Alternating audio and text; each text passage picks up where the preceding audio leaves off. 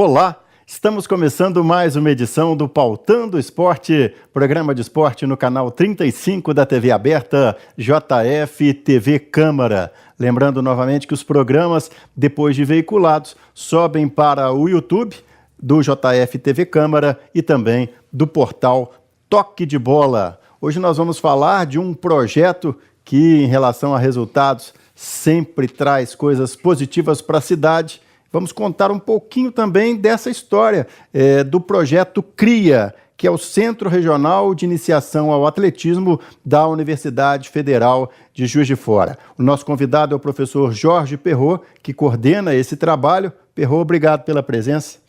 Obrigado pelo convite. Para mim é um prazer falar do CRIA aqui. Vamos contar um pouquinho, então, como que surgiu o CRIA, né, um projeto de atletismo da universidade, que coincide com a inauguração da pista padrão internacional de atletismo? Coincide. O que, assim, que a gente sempre destaca é que a história do atletismo de fora vem lá de trás, desde Viviane, Ronaldo da Costa, que foi recordista mundial. Inclusive está comemorando 20 anos que ele bateu o recorde mundial da maratona, né? Em Berlim. Em Berlim. Então, parece que o Juiz de Fora já tem uma tradição, principalmente em corridas de fundo, corridas de longa duração. Então, na faculdade, com o professor Guto, já tinha, né, ainda mantém alguma coisa, um projeto de atletismo de iniciação bem mais antigo. Então, ele veio... então, nós, quer dizer, a gente não começa do zero. A gente começa de uma tradição de ter... A pista nossa, inclusive, era de terra. Com o crescimento da Faculdade de Educação Física, nessa área de esporte, assim, começou pela melhora das instalações, né? Então, hoje a pista nossa é um padrão internacional, né? Então, com isso, houve o crescimento dos projetos em esporte, parece que também, na época, foi quando estava começando o projeto do vôlei, então houve um movimento na universidade para crescimento do esporte, porque a educação física tem várias áreas, né? Inclusive, houve um crescimento muito grande na área de saúde, com a inauguração do CAS, né? Então, a educação física, como ela tem inserção em todas essas áreas, uma delas é o esporte, houve um crescimento. E com isso a gente conseguiu um projeto na Secretaria de Estado de Esporte, chamada Minas Olímpica. No início do CRIA, então? No início do CRIA começa aí, né? Minas Olímpica, que era da Secretaria de Estado, de Estado, em parceria com a universidade, e que era para dar formação esportiva generalizada para as crianças. Então a gente trabalhou com a Secretaria uns 3 ou 4 anos, foram renovando esse convênio, até que a Secretaria parou com esse movimento, talvez por alguma crise financeira, né, do Estado já nos últimos tempos. Então aí a gente começou com formação generalizada, atendendo as crianças do entorno da universidade. Aí, não sei porquê, ou talvez eu saiba porquê, né, dentro de vários esportes que a gente trabalhava, o atletismo que foi crescendo. Então eu acho também que pelas instalações, pelo talvez o talento das crianças e talvez a própria inclinação dos professores, né, que talvez eu pelo menos vim do atletismo quando eu era novo. Então nessa foi aparecendo mais um resultado no atletismo. Antes de falar mais um pouquinho do trabalho, né, do CRIA, dos atletas que têm dado resultado, a gente sempre aproveita esse tempo um pouquinho maior do programa. Se você quiser citar alguns profissionais lá da educação física que foram os antecessores também desse trabalho lá no atletismo. É o Zé Augusto, o Guto, né? Ninguém conhece ele por Zé Augusto. É verdade. Ele é do atletismo também. Ele foi meu contemporâneo na época de universitário, década de 70, ele já fazia atletismo. Então sempre teve esse projeto. Na época era parceria com a Caixa. E ele trabalhou muito tempo. Inclusive alguns atletas que hoje competem começaram nesse projeto. O Ebert, né, que é campeão do ranking, aí é um exemplo. E o Guto tinha um bolsista, que era o Marcos Vinícius, que hoje é professor, está fazendo doutorado e tudo nessa linha de atletismo. Então, esses foram os nossos precursores, vamos dizer assim, os fundadores, né? Aí que depois que veio o nosso projeto, no início, os bolsistas, alguns não tinham nenhuma experiência com atletismo, alguns tinham muito poucas, e hoje, por exemplo, tem um dos nossos bolsistas lá, já está fazendo doutorado em atletismo, então é isso que a gente sempre gosta de destacar aqui, o projeto, a ponta do iceberg, assim, que é mais vista, né, pela imprensa, pela comunidade, são os resultados esportivos. Mas como ele é um projeto de extensão, o projeto de extensão na universidade, ele tem vários objetivos e várias facetas assim. Uma delas é formar recursos humanos, né? A universidade também ter no projeto de extensão a possibilidade não só de estender o que ela desenvolve à comunidade, mas para a universidade é bom também que é tipo um laboratório, né? Ela também pode colocar em prática o conhecimento que ela mesma constrói, né? Então, o projeto é ligado à pós-graduação, está formando mestres e doutores em educação física com essa inclinação para o atletismo. É campo de estágio para os alunos da graduação aprenderem atletismo. Então, até esse nome CRIA, ele é de iniciação, mas não só para formar atleta, mas formar professores, né? Que tem professores que entram ali, não têm experiência no atletismo. É como o vôlei, né? A gente também teve a oportunidade de conversar com o Maurício Bara Filho e também não teve tanta repercussão quanto o time, mas também nasce de um projeto de extensão. Nasce. Porque para estar na universidade, vamos pensar, para ter um projeto lá de atletismo na universidade, não seria o lugar se for só atletismo, né? Porque a função da universidade é formar recursos humanos, desenvolver conhecimentos, né?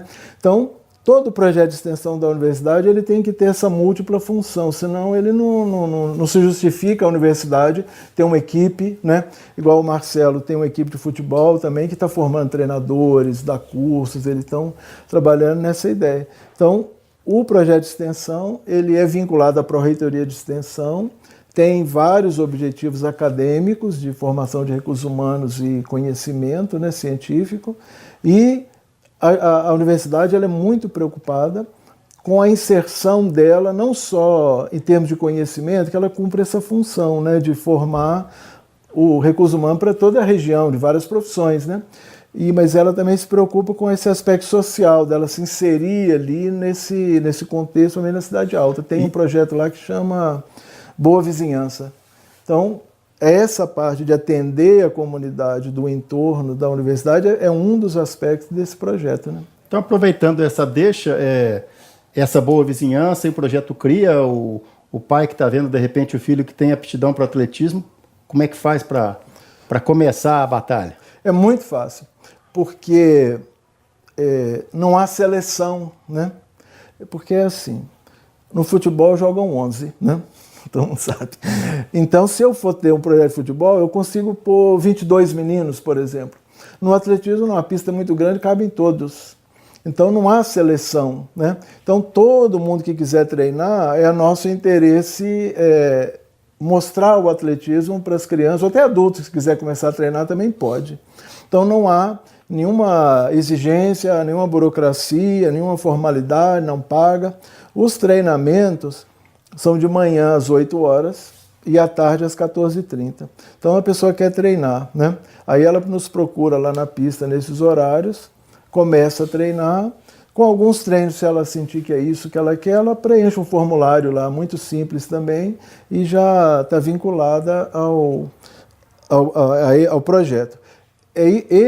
Com o tempo, as pessoas vão treinando, alguns treina um período, fica satisfeito em conhecer o atletismo, né? Já é uma fase importante da vida dela, e os que são mais talentosos vão progredindo. Mas, essas aptidões, né? Daqui a pouco a gente vai falar desses resultados, pelo menos uma parte, são muitos resultados nacionais, internacionais dessa equipe de atletas, e aí você citou o futebol, né? Que tem milhões para poucas vagas para chegar a um futebol profissional. Como é que dá para, com a experiência do senhor também da equipe, enxergar as aptidões e também encaminhar para aquela prova específica? Hoje a gente tem o Luiz, tem a Rafa, tem vários exemplos. Como é que funciona aí identificar aptidões e encaminhar para a prova melhor? Porque todo mundo, o sistema de descoberta de talento e formação é mais ou menos universal. Todos os lugares eles trabalham mais ou menos da mesma maneira. Começa, como o atletismo é um esporte muito diversificado, as pessoas até parece que são esportes diferentes, né? Que é lançamento, saltos, corrida de resistência, de velocidade, barreiras, são modalidades, são especialidades muito diferentes umas das outras. Então, o primeiro passo, a pessoa passa por todas as provas, conhece, né? E faz alguma formação, melhora um pouco a condição física. Aí os professores vão percebendo que nessa amostragem, assim, né, que ela passa por todas as provas, ela já vai se mostrando com maior facilidade para fazer uma prova ou outra. Aí no próximo nível, ela já fica num grupo de provas. Por exemplo, o menino é muito forte, muito grande, então ele vai ser um lançador, aí ele vai para o grupo lá de lançadores.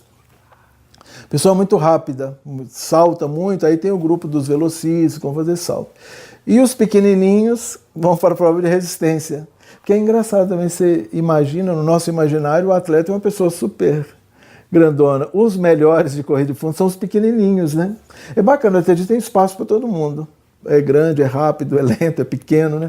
Então, por exemplo, porque eu que me dedico mais ao treinamento dos corredores de longa distância, são os menorzinhos. Então, esses vão para... Aí sim, ele vai mostrando que ele tem mais resistência que os outros, ele vai se direcionando para provas mais longas, né? E tem uma coisa também que a própria confederação, a regra da confederação, para os meninos muito novos, abaixo de 16 anos, eles correm no máximo 1.000 metros. Abaixo de 18, corre 3.000 metros. Com abaixo de 20, aí ele já vai 5 e 10 mil metros. Então a própria regulamentação do atletismo vai levando, já vai encaminhando. Vai encaminhando, né? Então, e essa parceria com as escolas, professor, como funciona? A gente tem um relacionamento muito bom com as escolas do entorno da universidade, porque o talento está na escola, né? Então, a escola tem um papel muito importante na descoberta do talento. Acho que a função da escola, inclusive, é desenvolver os potenciais das crianças, ou em área de história, geografia, música e a parte também de esporte, né? Então, a gente tem um relacionamento muito bom com as escolas, né? E com a Secretaria de Esportes também. A gente trabalha muito junto com eles na condução dos jogos intercolegiais, né? E tem uma agora que a gente gostaria de destacar, é o Colégio Apogeu. O Apogeu nos ajuda muito, ele dá bolsa de estudo para alguns atletas. Então, dos nossos atletas que se destacam e também que são bons de escola, né? Aí eles têm vários que têm bolsa no Apogeu, e quando é competição colegial, eles representam o Apogeu, né? Tá certo. É o projeto CRIA de Atletismo da Universidade Federal de Juiz de Fora, e praticamente a cada mês ou a cada bimestre a gente tem Francisco, que é o filho do Jorge, campeão brasileiro, Luiz Maurício, classificado para o Mundial, Rafaela Disse, recordista brasileira do dardo, Pedro Henrique também com título, com sul-americano, e esses meninos começaram lá bem pequenininhos. Muito crianças, né? Com 12 anos, 13 anos. Uma coisa que a gente gosta de... Porque sempre que você faz um trabalho, você também procura fazer uma reflexão sobre aquilo, se eu estou fazendo direito. Tudo que a gente faz na vida, você vai fazendo e vai tentando ver se sua vida está andando bem naquilo, né? Uma coisa assim que é um indicador para nós, que o nosso projeto ele tem funcionado bem, é a permanência das crianças. Porque nessa área de projetos sociais e tudo, às vezes você vê muito oba-oba, assim, de evento, de alguma coisa e tudo, mas assim, na minha opinião, em termos de promoção social e tudo, isso não funciona. Você fazer um grande evento, alguma coisa, tira umas fotos e tudo. Passou. Então você está lá, trabalhando um trabalho consistente, permanente, de 6 anos, né?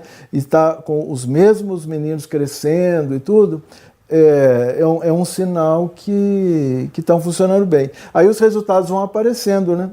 Porque esses mais talentosos, o programa funciona bem, a universidade oferece ótimas condições de treinamento, de conhecimento, professores com pós-graduação, e o menino tem talento, aquilo vai confluindo e os resultados vão aparecendo nas categorias de idade que os meninos vão aumentando, vai aparecendo resultado. Uma coisa que a gente está muito satisfeito também é que o esporte, para chegar num profissional, é um em não sei quantos milhões, né? E a estrada é muito dura, às vezes acontecem muitas coisas que a pessoa, às vezes mesmo talentosa, não consegue chegar num nível de ser um atleta profissional, né?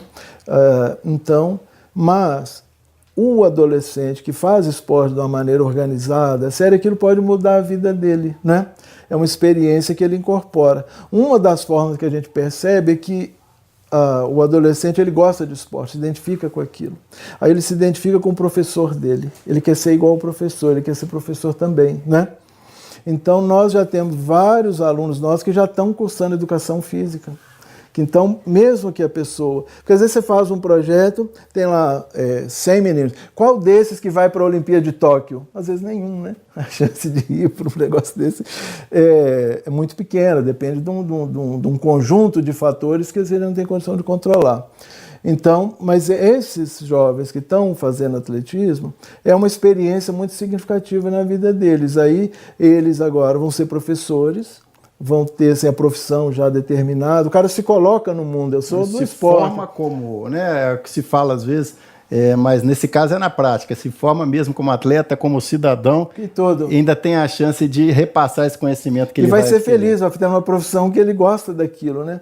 Então agora, lá na faculdade hoje tem o Francisco e a Rafaela, entrou agora, e uma que treinou com a gente, deu uma parada e voltou, a Tainá Mitterhoff. Estão cursando a educação física? Educação física com a gente. No Gramber, tem o Neemias e a Amanda. Tem um outro rapaz que está na Faxo. Uns que foram passar para a Federal de Lavras, tem lá a Camila, o Lucas, o Carlos Eduardo. Então, assim, a escola está boa. Nós estamos criando uma geração que vão ser os futuros professores. Então, para o atletismo, para o esporte é bom, porque você está formando gerações, e para cada pessoa, era um menino que talvez não tivesse oportunidade, né? Poderia estar aí tentando alguma coisa, não sabe nem o que ele é de verdade, né?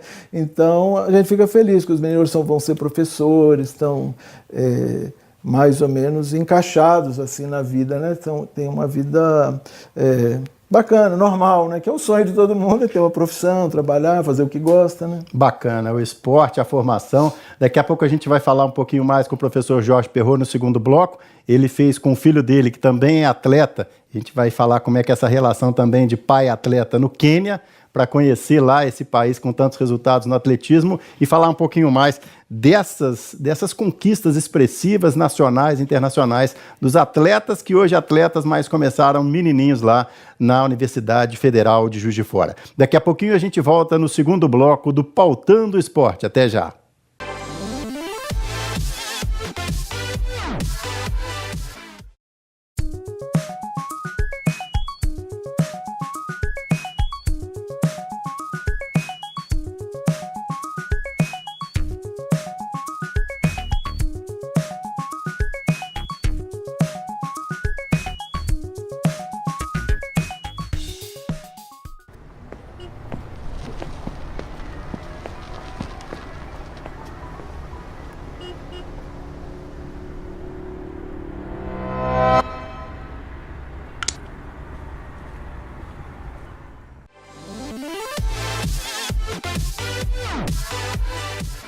Estamos de volta para o segundo bloco do Pautando o Esporte, hoje destacando o projeto de atletismo da Universidade Federal de Juiz de Fora, com o coordenador do projeto, o professor Jorge Perrot, que traz uma boa informação, é um selo que o projeto recebeu recentemente da Confederação Brasileira de Atletismo. O que representa essa conquista, professor?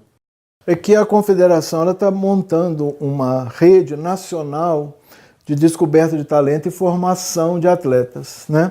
Então, são vários centros, não lembro exatamente quantos no Brasil inteiro, e a gente foi escolhido como um centro que vai fazer parte dessa rede diretamente ligado à Confederação Brasileira de Atletismo. Então, para nós é um orgulho, assim, de ter o trabalho reconhecido, e a gente vai ganhar um novo status agora, que vai ser um centro ligado a uma rede diretamente na Confederação Brasileira de Atletismo. Bacana. Vamos falar um pouquinho dos atletas, para a gente conhecer também. O Pedro Henrique, ele numa das provas, numa competição internacional, ele estava preparado para uma distância, quando de repente um outro atleta desistiu de uma prova que nem era foco do treinamento dele, e o Pedro foi lá e conseguiu o recorde nessa prova. Conta essa situação para a gente, professor. Porque o Pedro, ele ele ganhou o campeonato nacional. Aí com isso ele foi convocado para representar a seleção brasileira nesses Jogos Sul-Americanos escolares. Então ele ia correr os 3.000 metros rasos. Que era a prova que ele estava treinando. Se classificou. Aí deu um problema lá, parece que disciplinar com o menino que ia correr os 2 metros com obstáculo. Então o treinador da seleção perguntou se ele queria participar, se ele poderia participar. Aí entrou em contato, inclusive, com a gente e falou, não, pode participar. Aí ele correu e ganhou a prova. Ele, então, é campeão sul-americano de 2.000 com obstáculos. Mas o que é engraçado mesmo é porque ele é muito pequeno. Quando ele era da categoria sub-16, ele foi muito bom nos obstáculos, foi vice-campeão brasileiro de 1.000 metros, mas o obstáculo era pequeno. Quando ele passou para o sub-18, o obstáculo era mais alto. O sarrafo aumentou. Aí ele mesmo ficou meio assim, não sabe se ia correr o obstáculo, ele tinha desistido um pouco dos obstáculos. Então ele consegue correr mesmo pequenininho com os obstáculos maiores, que já é da altura da categoria adulta, né? O Luiz Maurício, um atleta do lançamento de dardo, que foi conquistando espaço até que chegou a conquistar uma vaga no Mundial. Isso aí também teve uma representação muito grande, né?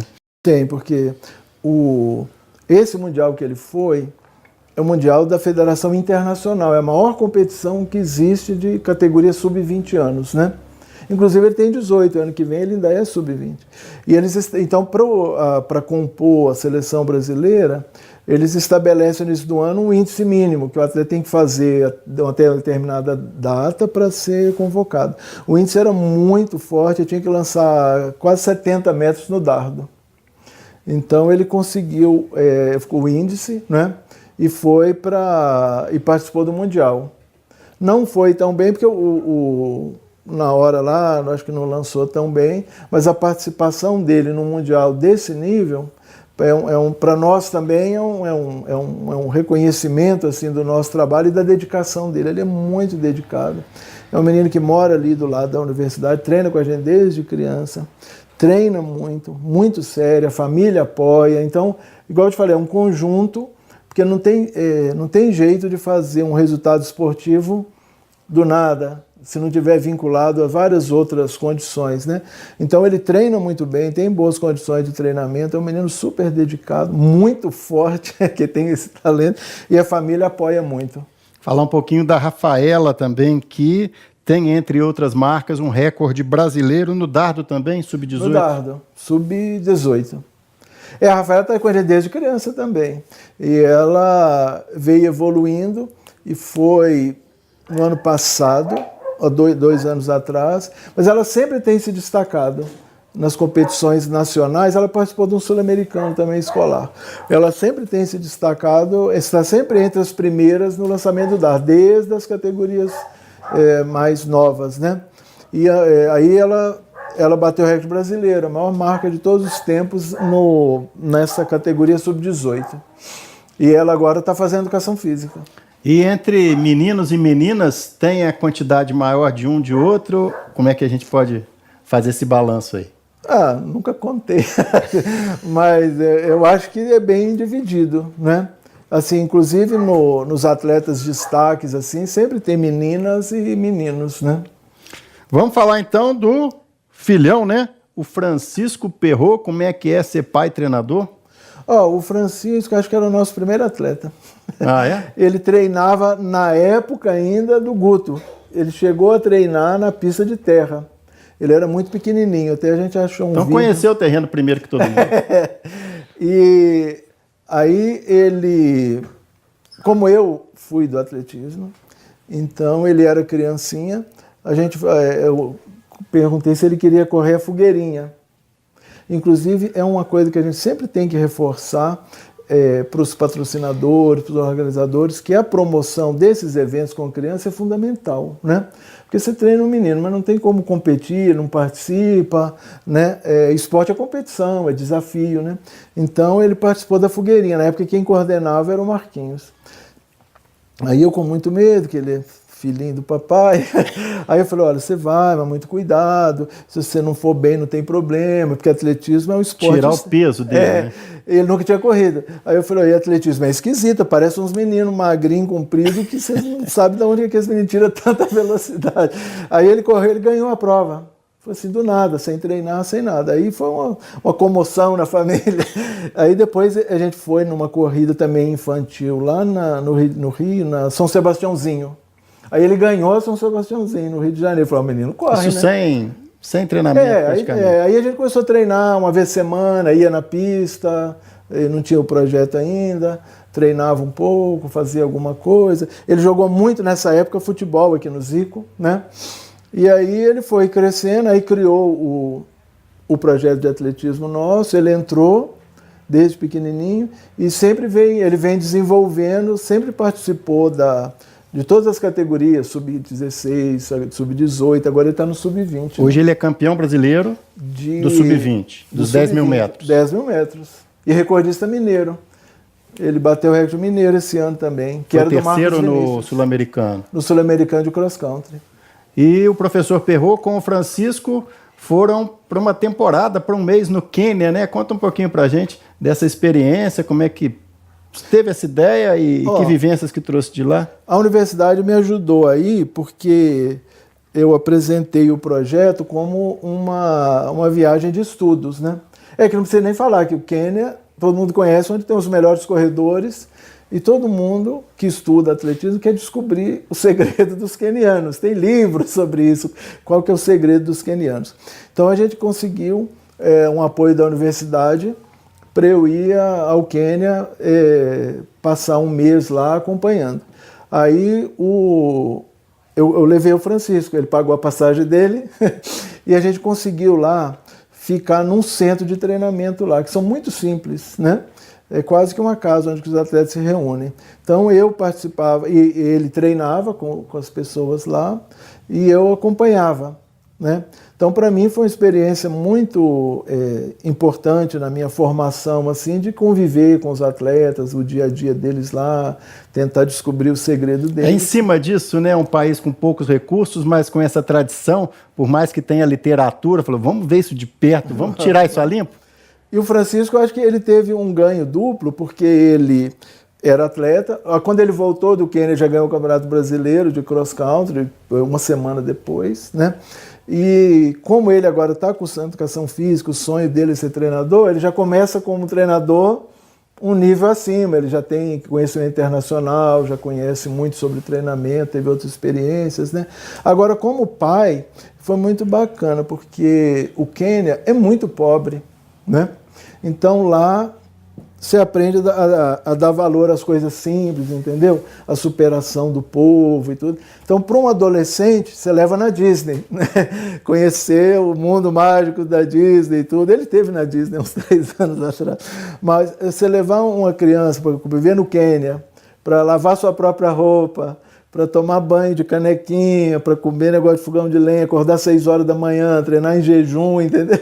Isso também a gente destacou lá na matéria do toque de bola, né? Quer dizer, a alimentação deles, teoricamente, não seria apropriada ou a ideal para os resultados, né? Isso, agora a visão minha como professor e tudo. Aí você volta com outra cabeça, você tem uma outra visão de treinamento esportivo, preparação, você vê que é muito mais simples do que a gente pensa, né? E muita coisa que a gente tem convicção absoluta que não é desse jeito, chega lá, você fala, pô, mas não é estranho. Primeiro, por exemplo, eles treinam, acordam 6 horas da manhã, né? Aí se movimenta, organiza, não toma café, né? Vai em jejum e treina. Aqui, se falar que vai treinar em jejum, as pessoas ficam loucas. Que isso, como você vai treinar em jejum? Aí eles treinam, aí voltam, tomam café, aí que vai tomar o café depois do treino.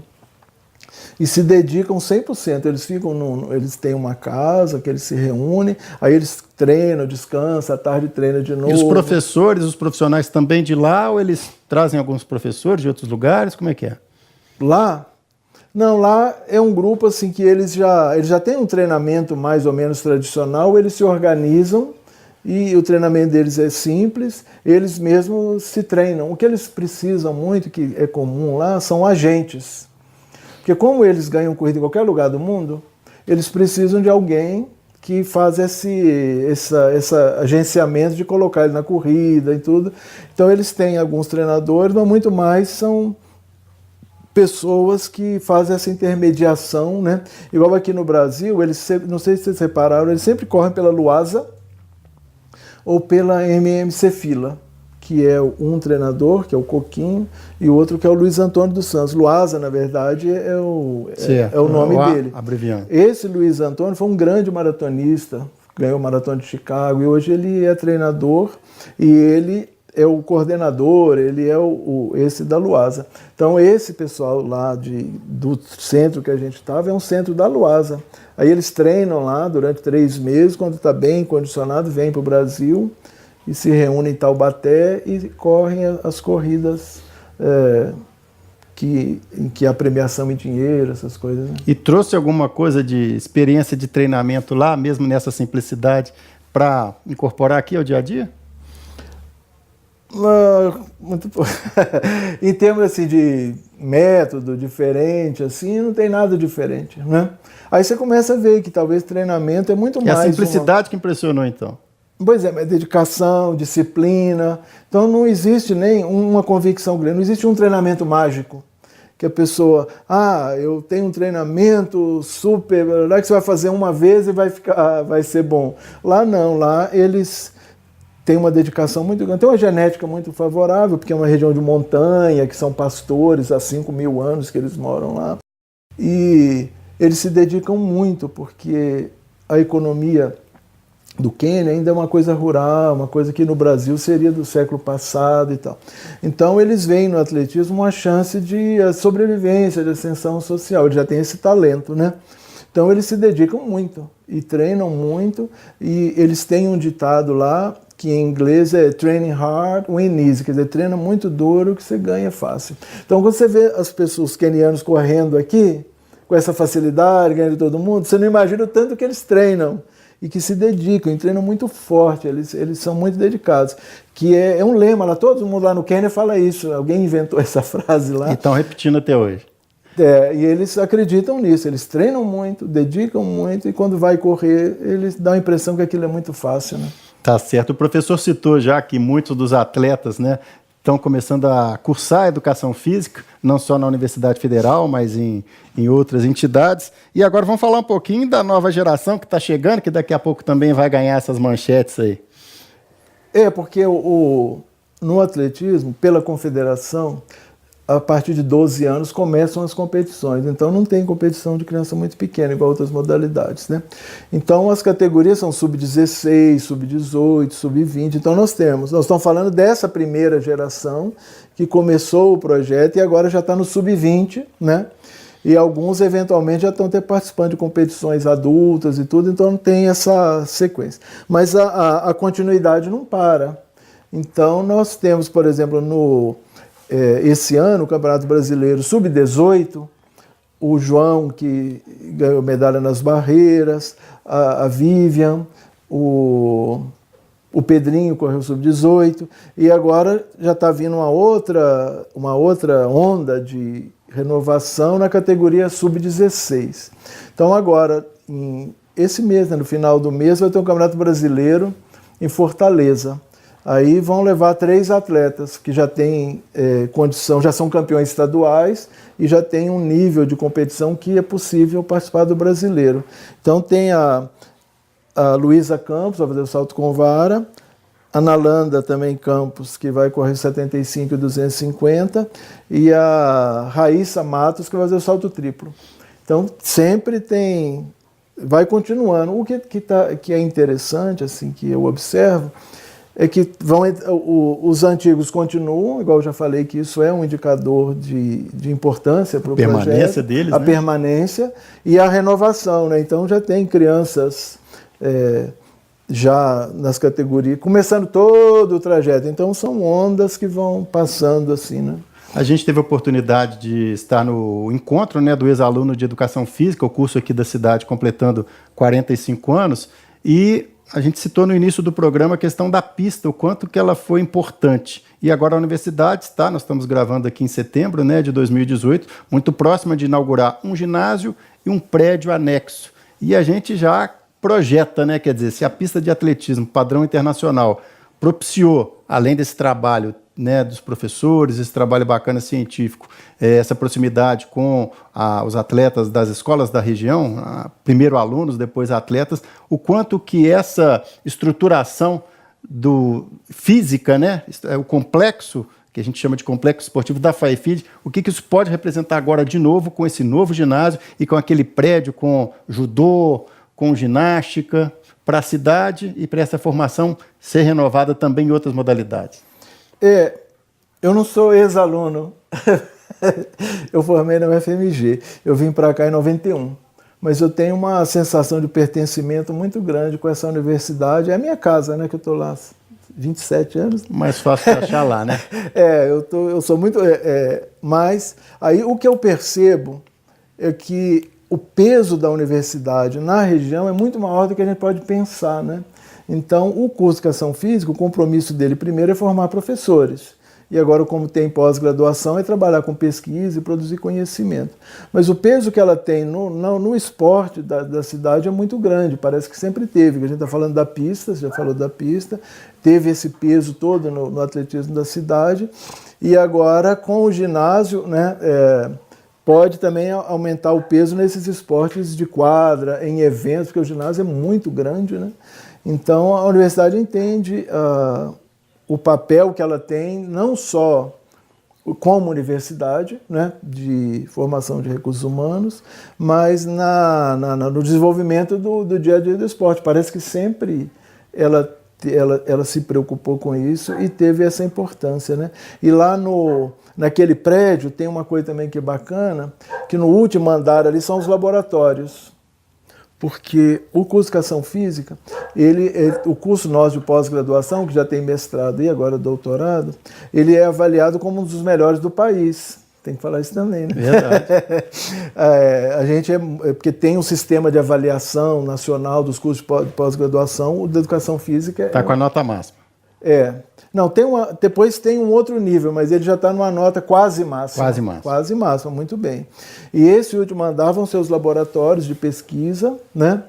E o desenvolvimento da atividade de pós-graduação. Igual, por exemplo, na minha área, além dos atletas, é uma linha de pesquisa da pós-graduação, né? De formar professores com mestrado e doutorado em Educação Física, mas com essa linha de pesquisa em atletismo, né? Então vai ter um avanço muito grande também para a pós-graduação e para essa linha de pesquisa em esporte, porque a nossa pós-graduação tem duas linhas de atuação. Uma em atividade física e saúde. Porque, igual eu falei, a educação física tem várias inserções na sociedade. Nós estamos falando aqui de esporte, né? Mas tem uma inserção muito grande na área de saúde, prevenção de doenças, tratamento e tudo. Uma inserção na escola, né, a educação física, e a inserção no esporte. E a nossa pós-graduação tem uma linha em atividade de saúde e outros estudos do esporte. Então, todo esse movimento de atletismo, do vôlei, né, tem área de estudo na pós-graduação. Então tem contribuído muito também com a pós-graduação. Tá certo. Professor Jorge Perrot, muito obrigado pela presença e vamos sempre trazendo essas boas notícias dos atletas, do projeto. Não, eu que agradeço a oportunidade, é muito bom essa conversa de falar sobre esporte, falar sobre atletismo, eu que agradeço o convite.